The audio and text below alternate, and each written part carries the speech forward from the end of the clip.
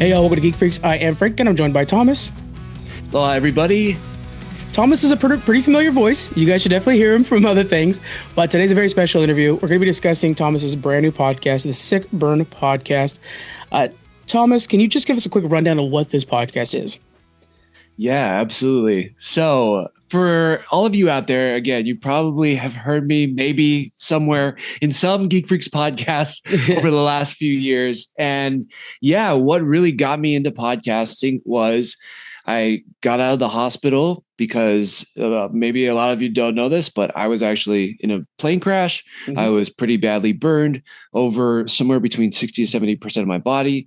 I was trying to heal, got out of the hospital, COVID hit. Yeah. And so also not only to re-engage with my friends, but as a way to heal too, we started online gaming and conversing, and I'm like, let's record this. This is awesome. And that kind of kicked off the podcasting journey. And I love it because I get to do stuff with you, Frank, and a bunch of other awesome geeks out there and talk about things I love, like Marvel, DC, Star Wars, that kind of thing. But I think there's always been a part of me that also is really drawn to mental health and trying to recover both physically, but also mentally, emotionally, spiritually, all that kind of stuff too. And Sick Burn is kind of a foyer into that. Yeah.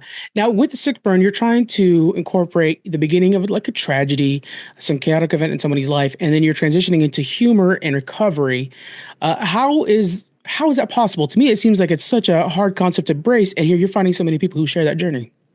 Yeah, man. So the tagline is exploring the bright side to life's darkest moments. Yeah. And I mean, if that doesn't describe what life's been for me the last 5 years, I don't know what else could, out of all of this kind of craziness, I know it is probably a wild story to people, but there has been a lot of moments that I've seen pop up because of how tough things are.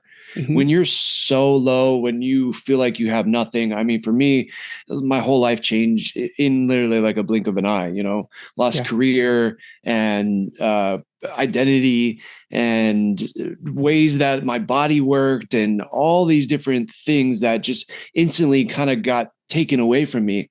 And I really just didn't know where to go from there. I'm like, how am I ever going to keep living or find a new way into life? And it took little by little, but, only recently, I'd say in the last few years that I was able to kind of find some good things.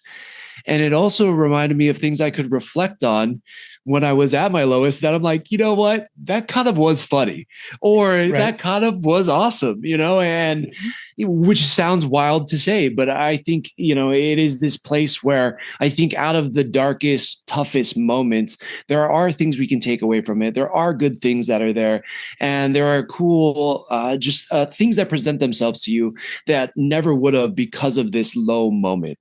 Right. And I think the guests that I've had on recently, they're all so different. There's other survivors of accidents, a paragliding accident, a tsunami survivor.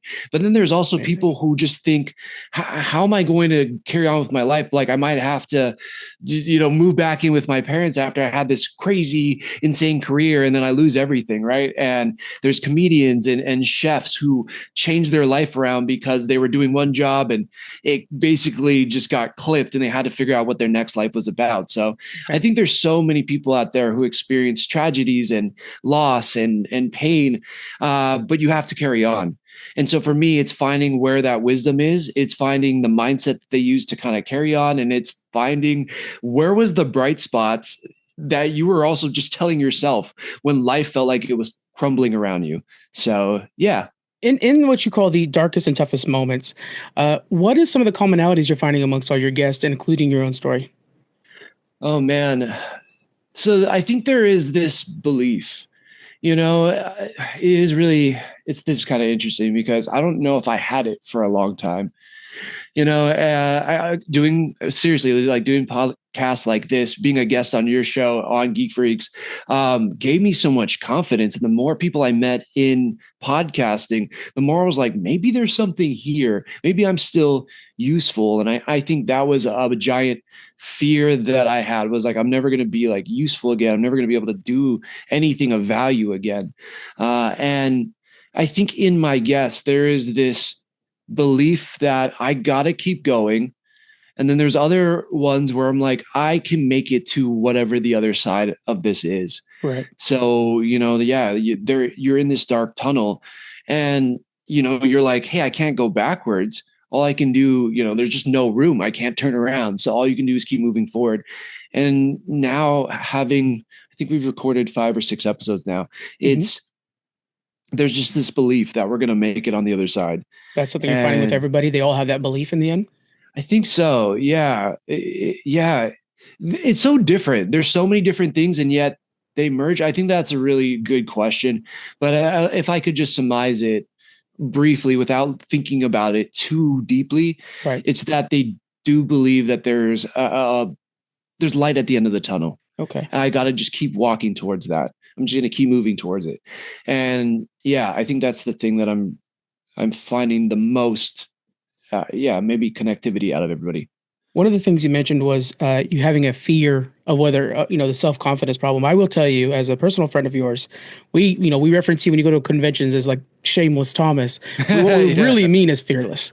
You have this confidence about you when you go to approach somebody that I don't know. I know none of us have it, and we admire it a lot in you. So you may have had fear before, but you don't show it well. I tell you. Thanks, man. I'm telling you, it's there though. It's definitely there. But I also now know what the alternative is, right? Mhm. I thought I was in good shape. I felt happy about the way I looked and the way I was able to do things in life. And after flight school and graduating, getting my pilot's license, I'm like, I finally proved to myself that I was smart enough, right? Yeah. And so I felt like I was on cloud nine. I had kind of all these wonderful things going for me. And then, this accident happens, it all gets stripped away, right? And I just really was like, how am I going to do this? And then when we first started interacting together, man, and just kind of chit chatting, that first LA Comic Con I was talking to you about, I was like, man, hey, this event's coming up. Should I go check this out? You're like, yes, you want tickets? I'm like, sure. I was so freaking nervous, like so nervous. I remember was that. prepping and I'm like writing questions. Yeah, I was afraid, and, but there was this moment where I was sitting there and I was thinking, I'm like, what's the alternative? Right. Like you've sat in a hospital bed, you sat in a hospital, just locked in a room where you couldn't leave. I was hooked up to IVs and I had a trach and I had all these tubes and everything coming out of me. And I literally couldn't even, the most I could move was just kind of sit up a little bit out of bed. And I mean, that was months and months and months and months. And so I think about that. I think about not being able to just go out and do anything. And so you get this opportunity now to go do something you love and talk to fellow nerds and talk to things that, like Marvel movies and Marvel comics, like really helped me get back into a better mental headspace. And I'm like, holy crap, I'm going to get to see people who love this stuff just as much as I do. And get to meet people who are making it. Like that was crazy. And I thought, you know what, I'm so nervous, but I'm just going to go and ask. I mean, hey, will you talk 5 minutes about the comic you're doing, or why, this cosplay is so awesome. Do you mind if I take a picture? Or I love this comic you created. Why did you create it? What were you thinking when you're making it? Like all of that stuff. It just, I think the goal and the opportunity to talk to these people supersedes my fear of, am I going to look stupid? Am I going to say the wrong things? Like we're inevitably, man, I can't tell you how many wrong things I've said on podcasts over the years, right? It's just natural. We're human. And I think, I think it supersedes that fear for me. It's just like, you got to do it. You have one life to live. I truly do believe that. And I just want to live a life that I'm proud of and that I'm excited about. And I think those things align. Before we leave the dark era and go into more of the lighter side, I do want to touch on one of the things I'm hearing out of you a lot right now. And it's something that I think personally I fear too, with a little bit of what you're dealing with, very lightly in comparison, but the loss of independence. I think that would be one of the greatest fears in that early stages. And now seeing you today, you're starting essentially a new business. You continue to start and thrive in podcasting. You have a wonderful supportive family, wife, and group of friends. Do you feel like that fear of loss of independence is warranted for a lot of people, or do they have to find their own version of independence? That's an interesting question. So in terms of like losing the independence, are you talking more about like in the hospital when I couldn't do things? When you're Or sitting on that bed and you're not sure if you'll be able to do what you used to be able to do, like that's what you're talking about beforehand, and now finding a new way of doing things. Like I feel from what I understand too is you kind of embrace more of your geek culture too. Afterwards, you found a way to talk to these yeah. comic book creators when you used to just be a comic book reader, that type of thing. Yeah, yeah. I think again, you know what the alternative is of not being able to do something. Yeah. And again, I had this fear of I'm just not going to be able to do anything of value in life again. And I know that maybe sounds ridiculous to people, but when you're at that low, I mean, just my body was so messed up and, not being able to communicate with people, like I Hmm. literally couldn't speak. I couldn't even use my hands. They were all bandaged up. Literally, I was, strapped to a bed for, again, Yeah. months and months. And so much of it, I think it's probably why I talk too much now, because I know what it's like to not be able to talk. And Right. I think that just there was this compulsion of I need to say something. Yeah. And you start looking at things again when you're, not like I'm a monk or anything, but I have heard this reference where, like the monks will be in the monastery and they're looking at the wall, right? And the wall maybe Hmm. has all this scripture carvings in it, and they just stare at it for hours and hours. And what your mind does while you look at it, it changes. It goes through all these things. You contemplate every decision you've ever made in your life and what you can do and what you couldn't do and how your life's going to change. But while all of that is valid, it becomes completely different when you are able to leave there, right?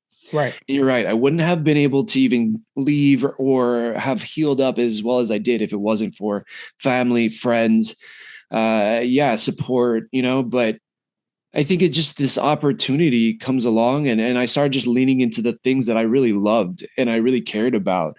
I did. I suppressed my geek side for so long. Yeah. I grew up, I loved all the action figures, and X-Men the animated series got me hooked on, comics, and I was a Power Rangers kid.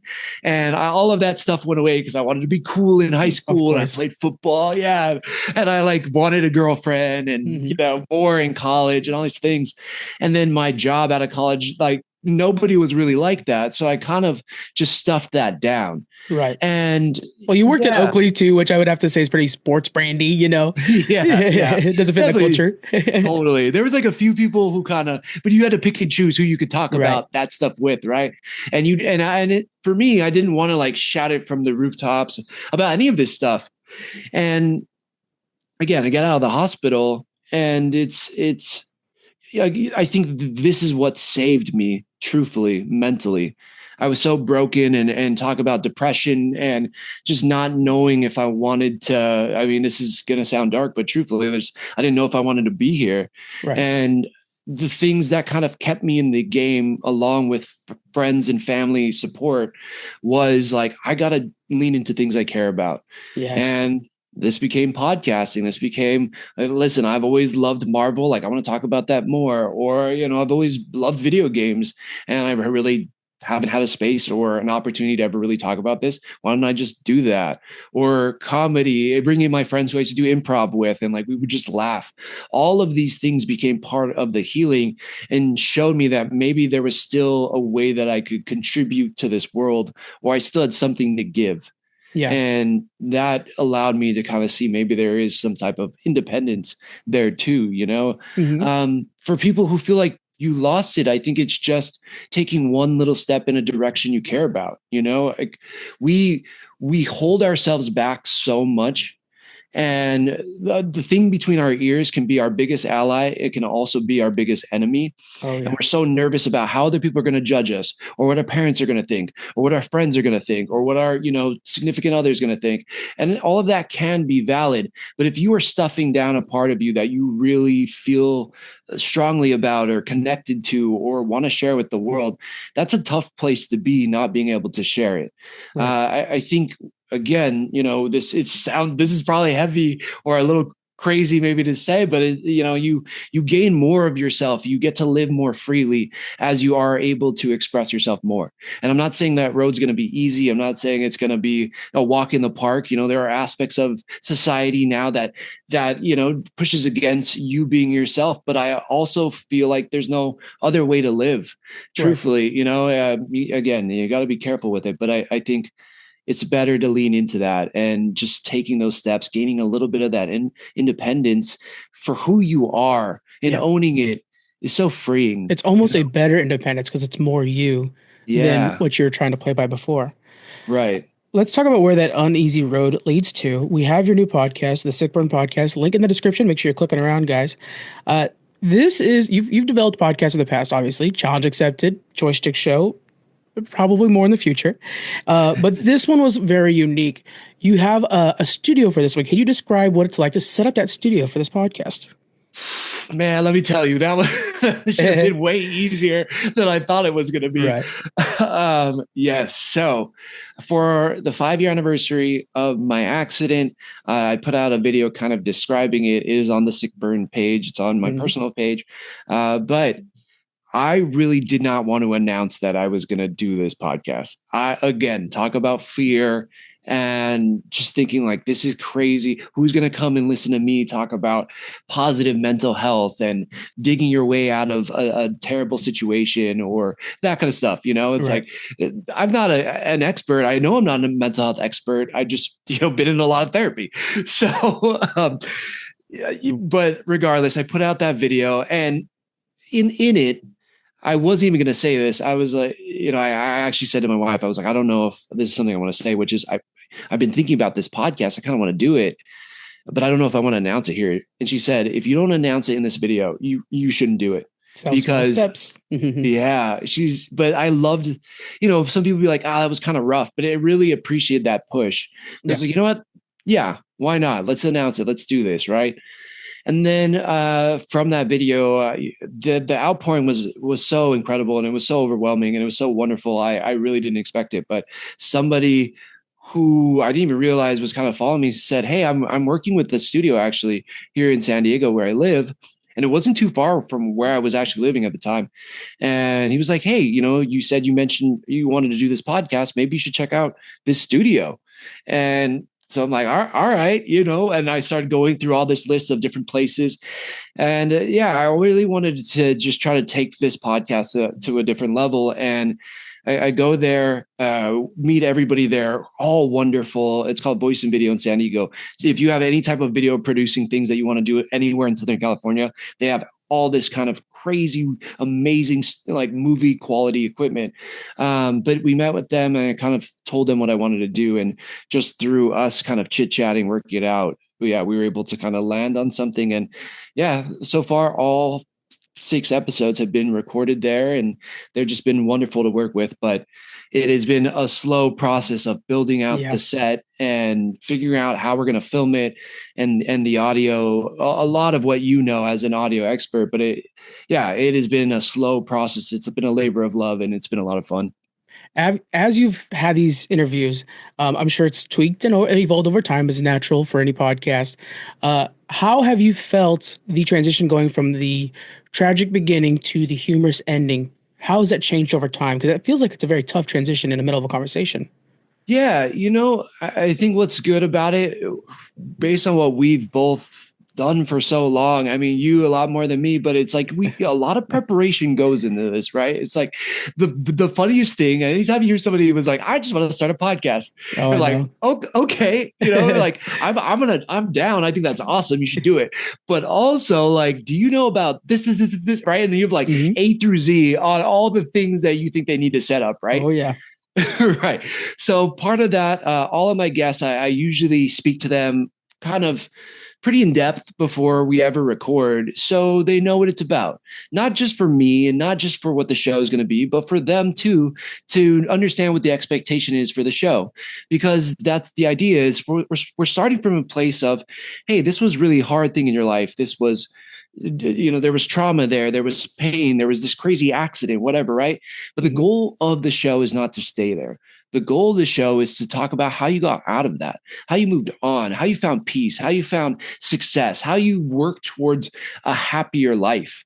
And so that is kind of the thing. It's not just to dwell on people's trauma or pain or sadness. Yeah. That's the jumping off point. And I think that's so kind of true to who I am too. There's so many people out there who are hurting or have things in their life that are just really tough and they don't know how to move through it. Right. But we have to find a way, if you've been through those things, to move through it. To otherwise you're gonna you're gonna be bitter, you're gonna be sad, your mental health's not gonna be at a good place. You won't be able to thrive, I think. And I do not feel like I'm fully healed or anything by any means. Right. But I have heard from a lot of people like, hey, how did you get this mindset from where you were at to where you are now? And I thought, man, if I can do this, there's so many other people who are going to be better, share their stories, who have also moved from things. And I don't compare trauma. Like I know mine's a plane crash, but like you could have skinned your knee on a bike when you were 8 years old, and that could have been the roughest thing you've ever gone through. And it could have affected you your whole life. But how did you move past it? How did you go on to bigger and badder and better things, right? So that became the thing that I got fascinated by. Yeah. And how do I translate that? And I thought there was no better way than to talk to people who had been through all different types of situations and what they learned from it and how they talk to themselves and the mental health tips that they use to kind of allow them to move on. Mental health has got to be a big part of this process. Is there anything you've learned that you personally have implemented in your own life from your guests? Oh man. Yeah. I mean, we're still so early on, Right. It's just like, we've literally just recorded episode 6. I haven't even had time to really process too much of what we had talked about, but I feel like every episode so far, somebody says something and a light bulb goes off. It has been this crazy, crazy experience. I was telling my wife after these are done, and like, I'm so fired up. I'm like so pumped at the end of these, at the end of recording these episodes, but I'm so drained too. And I think it's actually wonderful because I'm so amazed by it. There are so many smart, intelligent, wonderful, creative, inspiring people out there. And if you show them you give them the opportunity, they want to take you through that path. They want to take you through Right. that journey. There's so much I've learned from everybody, appreciating life, learning how we move on from our trauma, like also how we handle things kind of in a self-destructive way. There was a guest on our show who survived a tsunami, and that alone was traumatic. Her describing it was like, holy shit, like that is insane.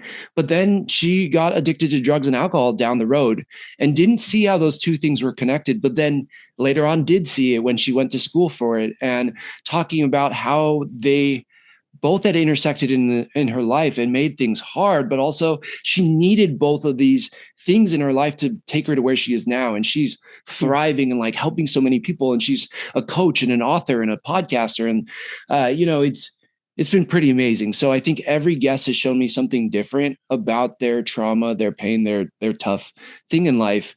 And they all approach it differently, but there are common threads, which I think I need to really dissect more what that is. Yeah, you're still processing this journey as a whole already. I mean, it's going to be hard to.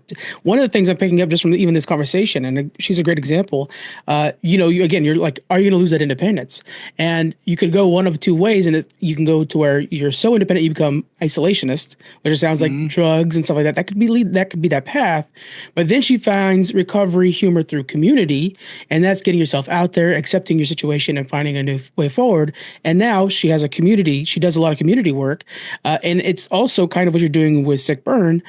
You're kind of creating this community of people who found hope and a better mental health in the future. Yeah, yeah.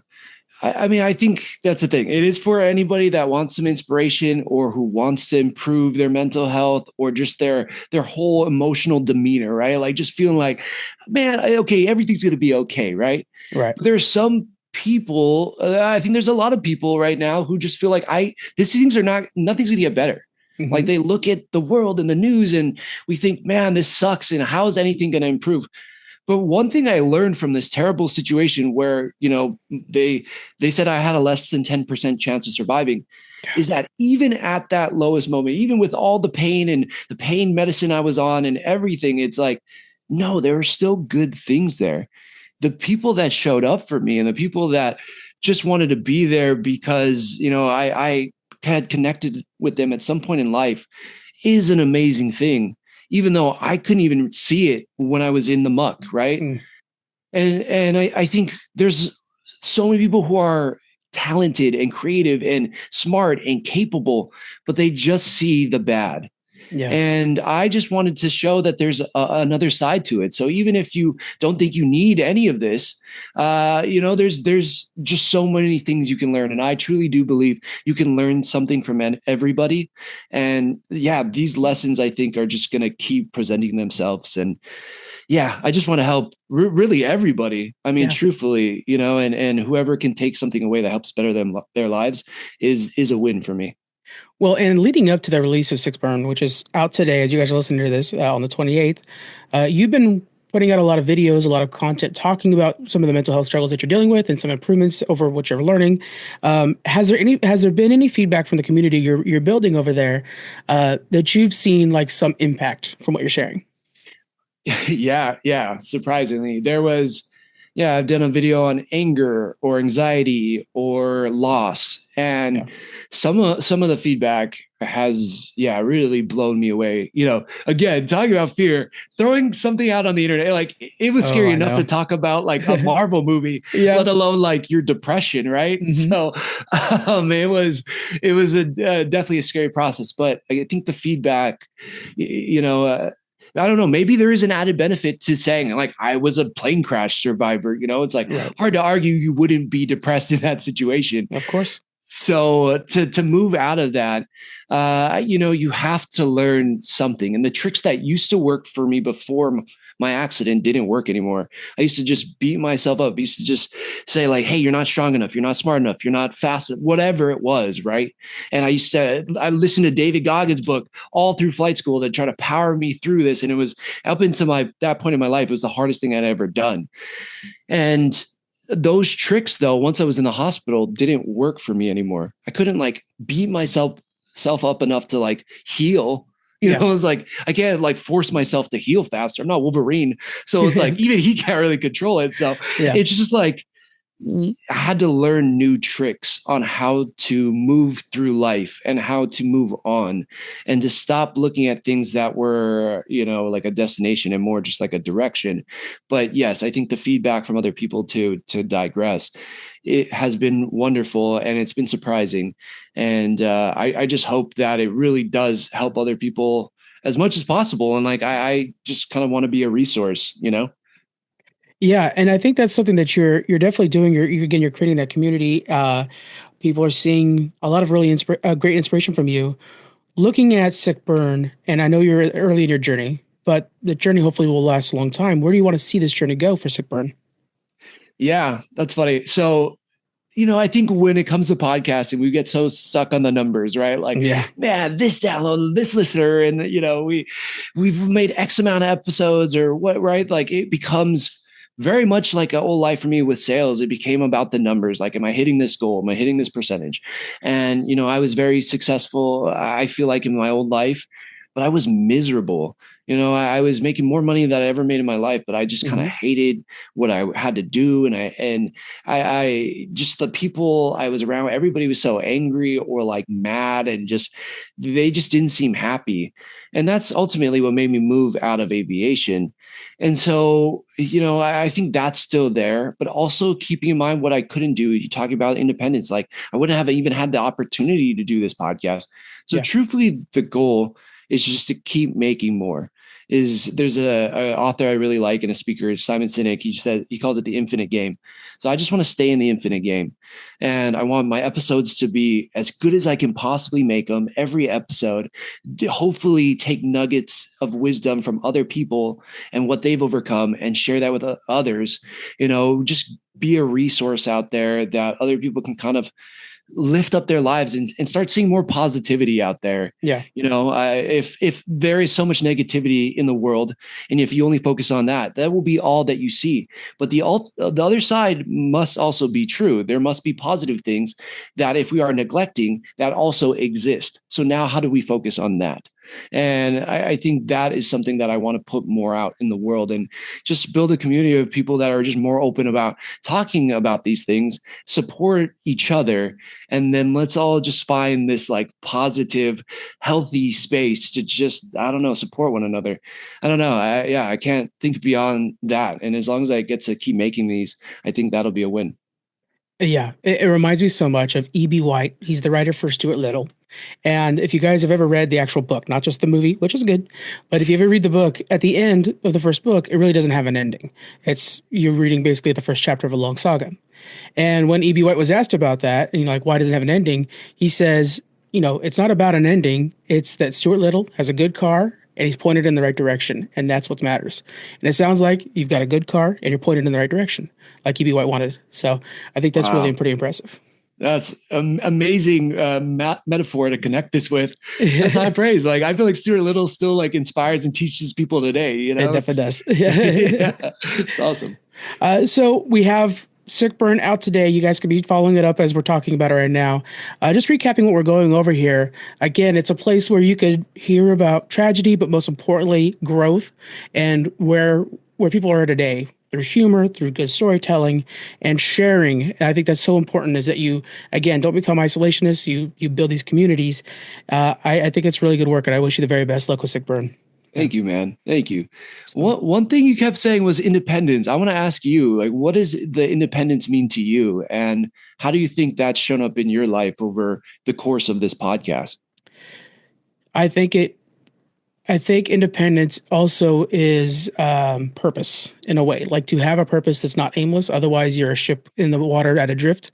And podcast has given me a motor for that ship. And without it, I don't know where it'd be, but it'd be adrift still. So, wow. Yeah, I am independent because I have something to do with my time. Yeah. I'm not the professional Marvel Rival player like I really wish I was. But, yeah. This is you and me to both, man. Oh, goodness. Definitely. All right, guys. Thank you very much for joining us on this one. And Thomas, thank you very much I know this is so weird that we're talking in interview. Thank you for joining me on Challenge Accepted, Thomas. yeah. No, but I think this was cool. And I really appreciate it too. This has been near and dear to my heart. It's been something I've been thinking about for years. And, it's like, I'm just, to anybody out there who's wanted to start something and you're like, I don't know, you've been tiptoeing around it. Just take a step. Like, just look up something on the internet, call somebody who maybe knows a little bit about that. Look up, phone books still exist. I don't know. Yelp it. Who knows? Yelp it. Yeah, there you go. Does Yelp still exist? Who knows? Yeah.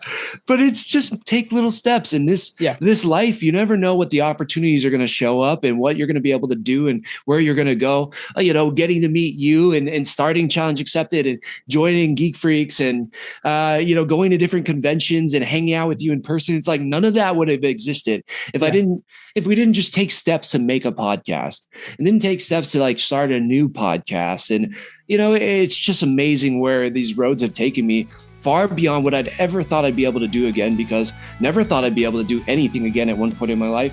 And then here we are. So to all of you listening, like, just take one step. It's just, this life is amazing. There are amazing people out there. Sure, there's things to be afraid of and skeptical about. And I'm not saying there's not bad things in the world, but maybe just focus a little bit on the next step and a little bit of positivity. Just a little thing that could brighten your day. Because I guarantee you, the more you start looking for it, the more you'll see it. There we go. Again, guys, much more on the Sick Burn podcast out today. Links in the description. Make sure you follow up on that. All right, guys, we'll see you on the next one. Bye. Aloha.